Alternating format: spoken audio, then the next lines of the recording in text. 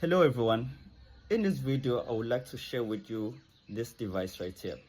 It is called a cold wallet. When you create a crypto wallet or a crypto account, you have two choices. One, a hot wallet or a cold wallet. A hot wallet is accessed by an app or a website. Usually companies like Binance, Luno and Coinbase, they issue hot wallets. On the other hand, a cold wallet right here is a device where your crypto are stored on your device. They're not online, but they're with you at all times. If any case you lose this device, you can always recover your crypto by using your recovery key, which is 12 words,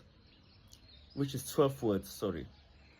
So once you're ready to get into crypto, you should make a decision. Would you like your crypto to be in your hand physically, or would you like to keep it online? If you would like to learn more about this device, please hit me up on WhatsApp.